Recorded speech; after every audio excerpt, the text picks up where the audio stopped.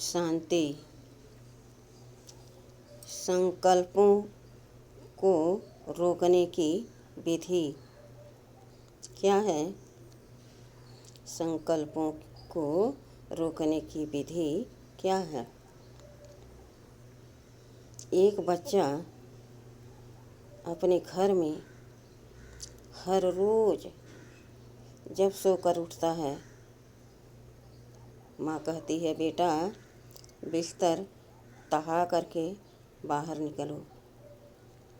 बाहर निकलता है तो पिता कहता है, बेटा लाइट को बंद कर दो। जब बाथरूम में जाता है तो माँ क्या कहती है, मंजन जी भी सही जगह पर रखना। जब नहा के निकलता है तो पिता कहता है, बेटा तौलिया अच्छे से टांग देना ताकि सूखी रहे। जब बाहर आकर हाल में बैठता है और उठ के चलने लगता है तो पिता कहता है, बेटा इतना तो ख्याल रखो, देखो पंखा चल रहा है, उसको बंद करके तब जाओ। जब माँ चाय नाश्ता बनाती और मेज़ पर ले आके बेटे के लिए रखती और बहुत प्यार से कहती, बेटा नाश्ता कर लो। जब वह नाश्ता करके उठता तो माँ कहती, बेटा इतना तो होशियार हो ही, इतने समझदार तो हो ही तुम कि अपने खाए हुए बर्तन तो उठाकर सिंक में रख दो। वह यह सब सुन के बहुत परेशान होता है। जब कॉलेज जाने को होता है तो जल्दी जल्दी अपना बैग तैयार करता है और कुछ सामान इधर उधर बिखर जाता है। तब माँ कहती है, अरे बेटा सामान सही करके जाओ तो अच्छा लगेगा, वरना पूरा दिन यही तरह से सामान बिखरा रहेगा। वह सब सही करके और चला जाता है। जैसे बाहर निकलता है तो पिता कहते हैं, अरे बेटा तुम्हें रोज़ हम यही बात बताते हैं, घर से निकलो तो माता पिता के चरण छू कर निकलो, आशीर्वाद लेकर के निकलो, तो तुम्हारा मन पढ़ाई में अच्छे से लगेगा। वह घूम आता और घर में आकर माँ का भी चरण छूता और पिता का भी, फिर जाता। मगर वह जब स्कूल में पहुँचता तो अपने चेयर पर बैठे बैठे यही चिंतन करता, अरे सो कर उठता हूँ तब से लेकर सोने के समय तक जब हम घर में रहते हैं तो माँ भी टोकती रहती, पिता भी टोकते रहते और दोनों जैसे मुझे टोंट भरे शब्द बोलते हैं। उसमें न माँ का प्यार दिखता न पिता का दुलार दिखता। कहीं मेरी अगर सर्विस लग गई तो मैं इस घर को छोड़ दूँगा, इस पुश्तैनी घर को मैं छोड़ दूँगा और माता पिता से भी दूर हो जाऊँगा। रहते रहते सुनते सुनते इनकी प्रवचन मैं बोर हो गया हूँ। यह विचार उसका चल रहा था, चुपचाप बैठा था। सारे बच्चे आपस में हंस रहे थे, कुछ पूछ रहे थे, कुछ लिख रहे थे, मगर वो चुपचाप उदास मौन सर झुकाए बैठा रहा और यही चिंतन करता रहा। तभी उसके सामने एक छोटा सा, बहुत छोटा सा कागज़ का टुकड़ा कूड़ा के रूप में दिखाई दिया। वह देखता रहा, उससे रहा नहीं गया। वहाँ बहुत सारे बच्चे थे और किसी बच्चे ने ही उस कूड़े को वहाँ पर डाल दिया। यह धीरे से उठा, उस कागज़ के टुकड़े को उठा करके डस्टबिन में डाल दिया। उस दिन सारे बच्चे, सारे स्टूडेंट्स इंटरव्यू देने गए थे। उस दिन स्कूल की छुट्टी थी। सारे बच्चे और वो बच्चा भी इंटरव्यू के लिए गए थे, सर्विस के लिए। स्कीम निकली थी, वैकेंसी निकली थी। उस बच्चे ने उस कूड़े को उठा करके डस्टबिन में डाल दिया और फिर आके बैठ गया। फिर वही चिंतन करने लगा। उसके मन में और कोई बात आ ही नहीं रही थी। वो बोला, मैंने तो और कुछ माँ बाप से सीखा नहीं, सुना नहीं, और जो स्कूल में पढ़ता हूँ इतनी टेंशन रहती हमें, उन सब के बोल हमारे कानों में गूंजती रहती है। मैं सही से पढ़ाई भी नहीं कर पाता हूँ। यही चिंतन करता रहता। और सारे बच्चे आपस में हंसी खुशी से बात करते, एक दूसरे से पूछते कैसे क्या किया जाएगा, क्या होगा। वो चुपचाप बैठा रहता। दूसरे भी उससे नहीं बोलते, क्योंकि कहा गया जो हंसते सामने आते हैं उनको देखकर हम भी हंसते हैं, और जो रोते हैं उनसे मुंह फेर लेते हैं। सच बात है। कुछ देर बाद बच्चों का नंबर आ गया इंटरव्यू का। बारी बारी से सारे बच्चे जाने लगे और 2 मिनट वहाँ खड़े होते, उनकी फाइल देखकर उनको एग्जामिनर भेज देता, बोल देता जाओ। इस तरह से सारे बच्चे अपना इंटरव्यू देने जाते, मगर वहाँ कुछ पूछा नहीं जाता। जब बच्चे पूछते क्या पूछा, तो बच्चा बोलता कुछ पूछा ही नहीं, बस कॉपी में कुछ लिख दिया और बोल दिया जाओ। इस तरह से सारे बच्चे आपस में बात कर रहे थे। तभी इस बच्चे का नंबर आया। यह बच्चा जैसे अपना कमरा छोड़ा और ऊपर दूसरे मंजिल की जीने पर चढ़ने लगा। तभी देखा कि बत्ती जल रही है जीने पर, और सुबह के टाइम बहुत हो गए हैं, उजाला खूब है। उसके समझ में आया कि यह बत्ती व्यर्थ जल रही है, इसे बंद कर देना चाहिए। वह बंद करके जीना पर जैसे मुड़ा तो देखा कि वहाँ पंखा चल रहा है बरामदे में, और वहाँ कोई नहीं है। वह पंखा जल्दी से बंद किया।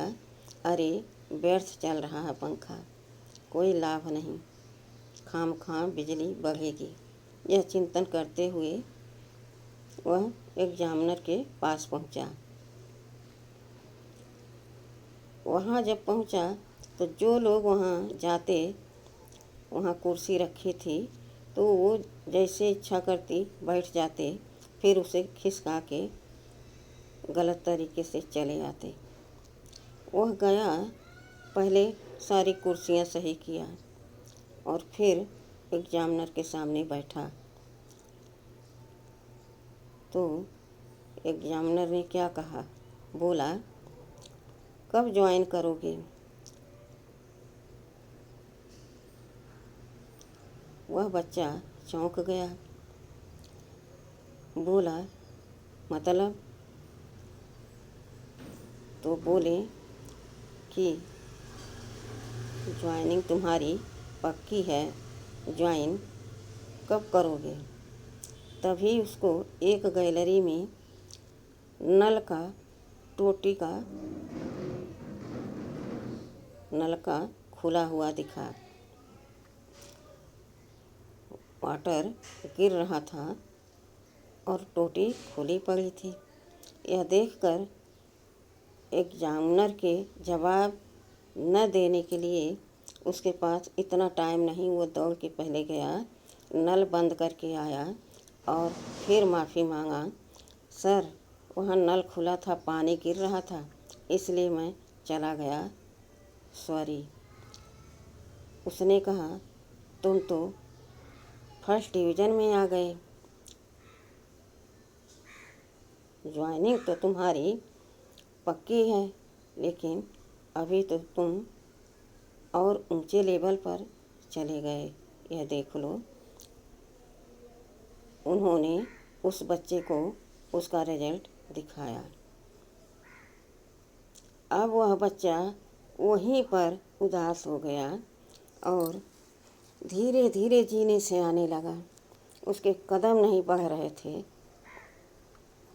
जब नीचे आया तो उदास खड़ा एकदम। फिर बच्चों ने पूछा, अरे भाई, तुमसे क्या पूछा, तुम उदास हो? वह रोने लगा और कहा, अरे भाई, मैं बचपन से अपने माता पिता के डायरेक्शन को सुनते सुनते बोर हो गया था। मुझे समझ में नहीं आ रहा था कि मैं क्या करूं मैं। अभी मैं छोटा हूं, न मेरी पढ़ाई पूरी हुई है, न मेरा कहीं जॉब है, न दूसरा कहीं मुझे ठांव है। उन लोगों के पास मैं बिल्कुल रहना नहीं चाहता था। लेकिन आज वही उन लोगों के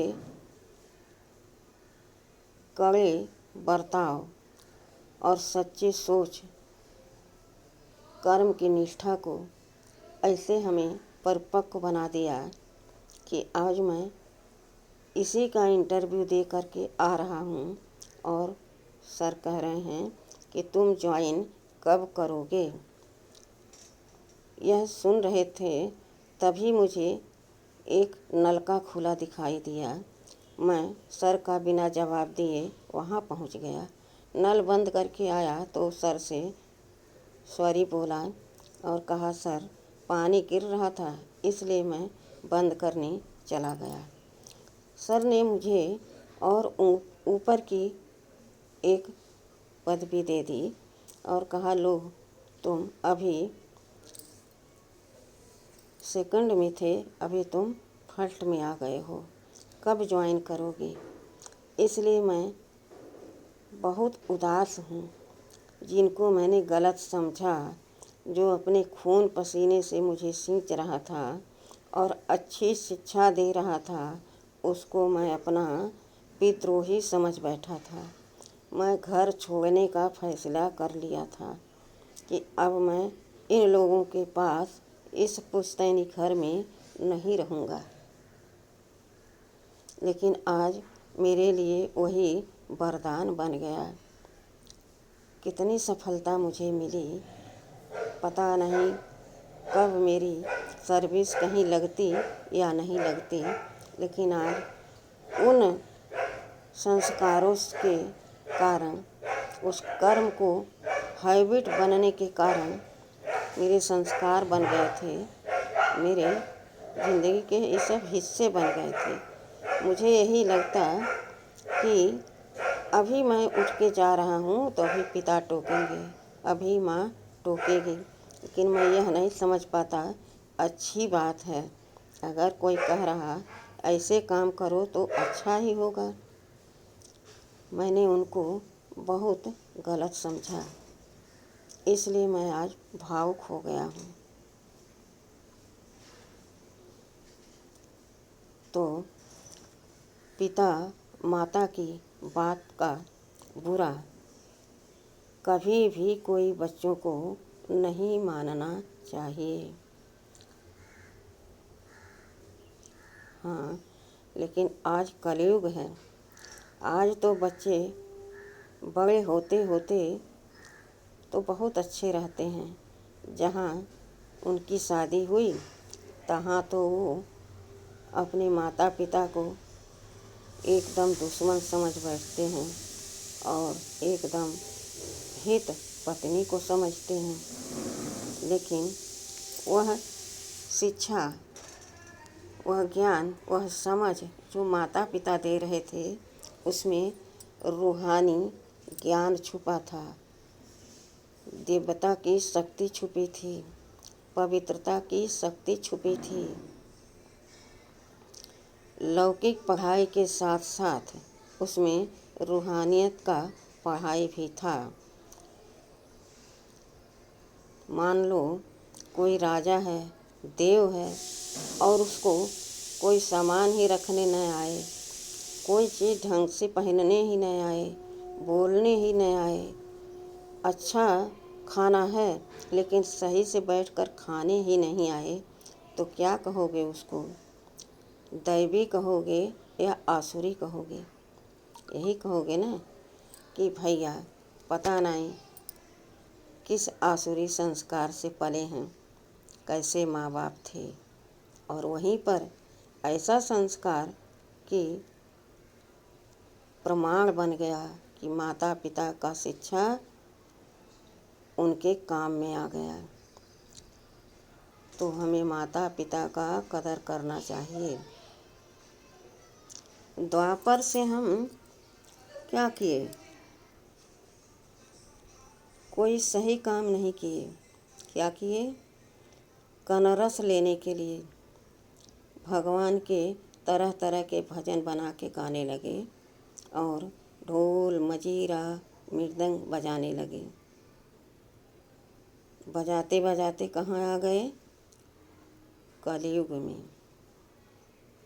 लेकिन कोई सफलता नहीं मिली, कोई गाइड नहीं बना, क्योंकि गाइड तो एक है, तो फिर दूसरा कौन बन सकता है? इसलिए हम गिरते चले आए। जब तब भक्ति करते रहे, लेकिन विकार में जाते रहे। काम, क्रोध, लोभ, मोह, अहंकार, इनका हमने त्याग नहीं किया, तो परिणाम क्या हुआ? कलयुग आ गया। कलह कलेश की यह कलयुगी सृष्टि बन गई।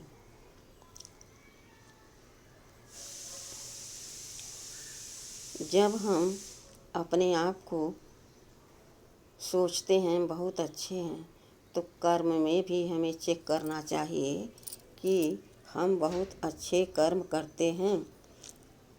सही दिखता है सभी को, पहले तो यहाँ कोई सही देखने वाला ही नहीं है, फिर भी हमारे पास मन है, बुद्धि है, तो हमें सोच के समझना चाहिए क्या राइट है, क्या रॉन्ग है।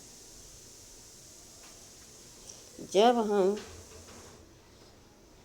बजाते बजाते जब तब करते करते ढोल मजीरा मृदंग कलयुग में आ गए, तो अब हम बाबा के गुणों की महिमा करते करते, उनके गुणों की गीत गाते गाते हम कहाँ पहुँच जाएं? सतयुग में। जब यह चक्र घूमने वाला है, तो चलते चलते कलयुग आ गया। किसका गीत गाया हमने? माया का।